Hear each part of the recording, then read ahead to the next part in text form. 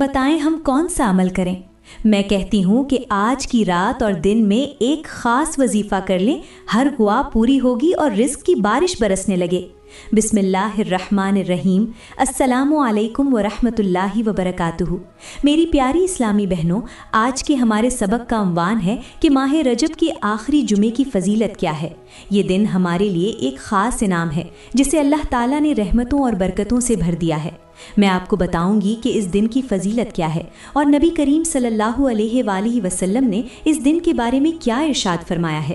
میری پیاری اسلامی بہنوں، رسول اللہ صلی اللہ علیہ وآلہ وسلم نے فرمایا، جمعے کا دن تمام دنوں کا سردار ہے اور اللہ تعالیٰ کے نزدیک سب سے افضل ہے۔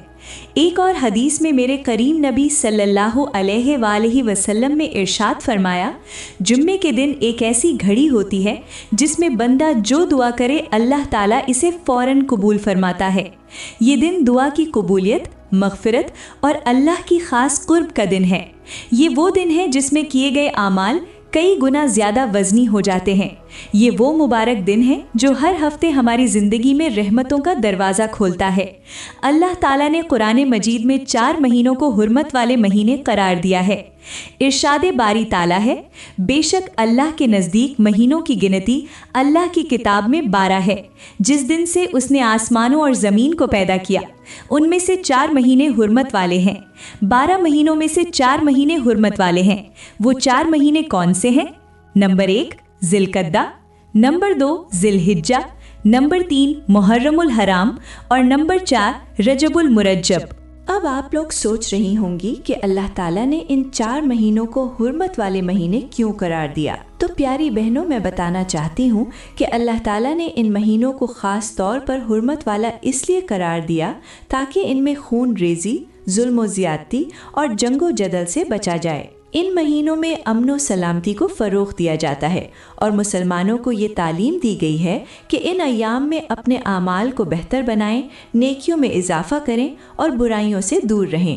یہ مہینے اللہ کی خاص رحمت کے مہینے ہیں جن میں کیے گئے اعمال کا اجر کئی گنا زیادہ ہوتا ہے اور اس مہینے میں کیے گئے گناہوں کی سزا بھی بہت زیادہ سخت ہوتی ہے۔ ان مہینوں کو حرمت والا قرار دے کر اللہ تعالیٰ نے ہمیں موقع دیا ہے کہ ہم اپنی زندگی کو نیکی اور تقوی سے مزین کریں، اپنی زندگی کو پرہیزگاری سے، نیکیوں سے سجا لیں اور اپنے رب کا قرب حاصل کریں۔ ماہ رجب ان 4 مہینوں میں بھی شامل ہے جنہیں خاص طور پر حرمت والے مہینے قرار دیا گیا ہے۔ یہ مہینہ اللہ کی رحمت اور برکتوں کے نزول کا مہینہ ہے۔ اس مہینے میں دعاؤں کی قبولیت کا امکان بڑھ جاتا ہے اور اللہ کی طرف رجوع کرنے والوں پر خاص کرم ہوتا ہے۔ اور ماہ رجب کے آخری جمعے کی فضیلت اس لیے بھی زیادہ ہے کہ یہ دن دعاؤں کی قبولیت کا دن ہے۔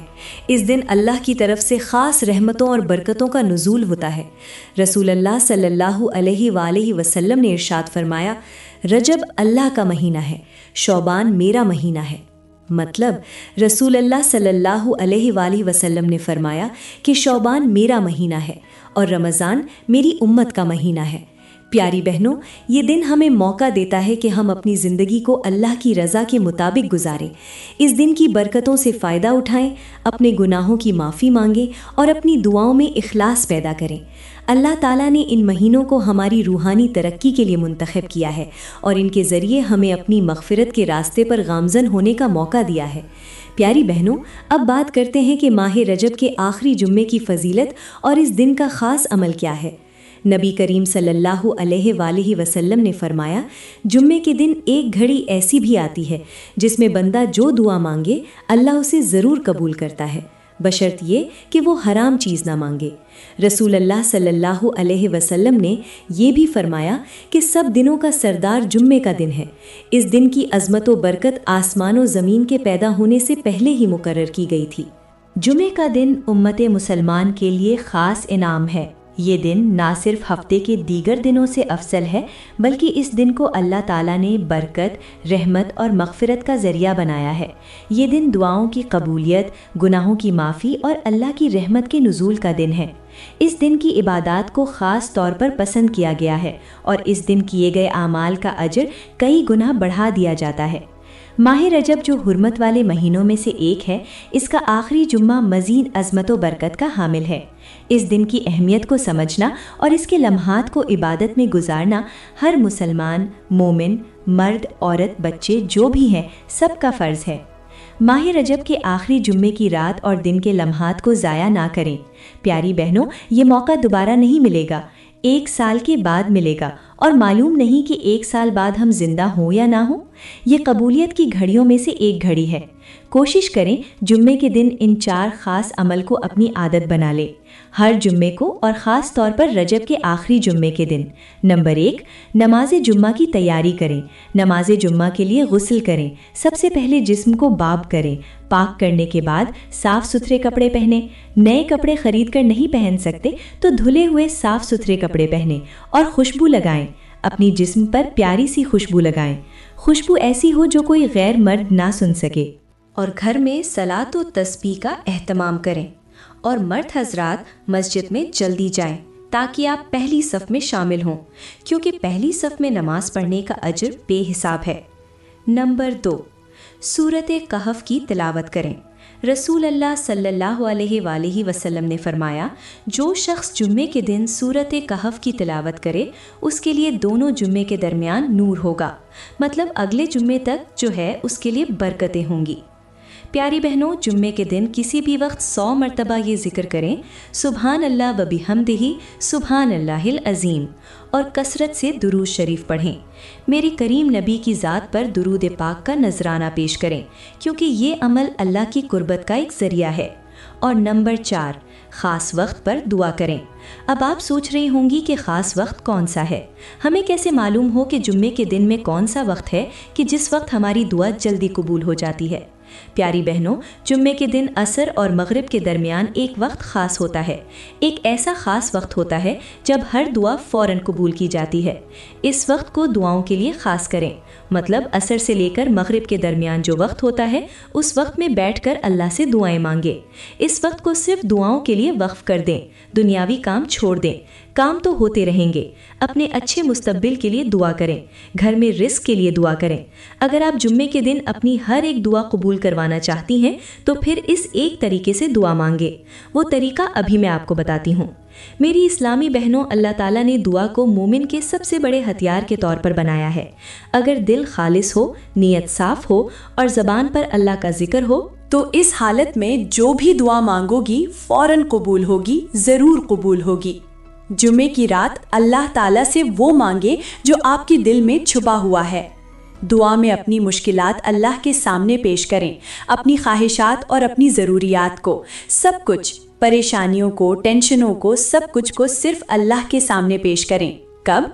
जुमे की रात है, जब आप खालिस दिल और साफ नियत के साथ अल्लाह के सामने अपनी मुश्किलात और परेशानियों का जिक्र करेंगे तो इंशाअल्लाह अल्लाह ताला आपकी दुआ फ़ौरन कबूल करेगा और आपके लिए आसानियां पैदा करेगा। प्यारी बहनों, याद रहे, माह रजब के आखिरी जुमे की रात रिस्क की कुशादगी के लिए एक बेहतरीन वक्त है। रिस्क में बरकत के लिए, रिस्क में तंगी को दूर करने के लिए, कुशादगी पैदा करने के लिए ये एक बेहतरीन वक्त है। माह रजब के आखिरी जुमे की रात का जो वक्त है वो रिस्क में बरकत लाने के लिए एक बेहतरीन वक्त है।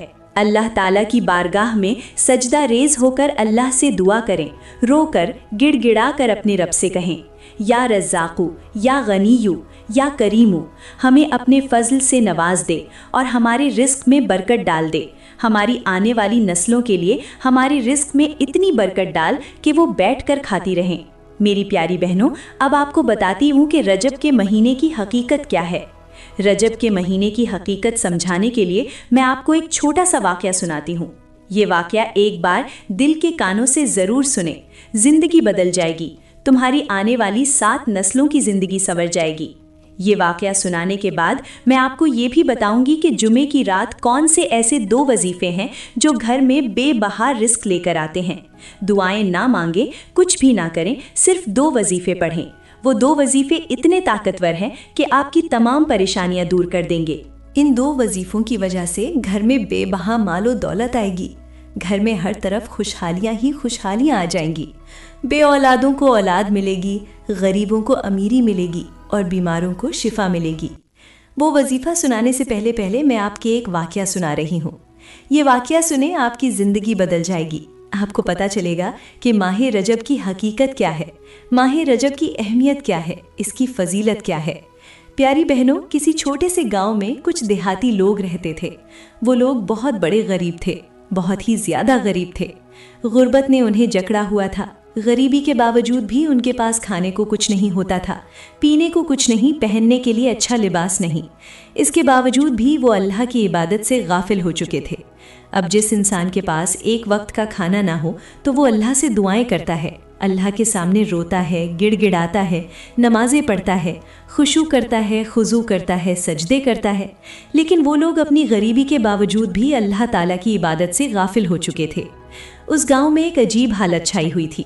लोग अपने दुनियावी कामों में इतने मशगूल हो गए थे कि अल्लाह की रज़ा और इबादत को भुला बैठे थे। उनके दिलों में जंग लग चुका था और हर तरफ बदहाली और परेशानी फैल चुकी थी।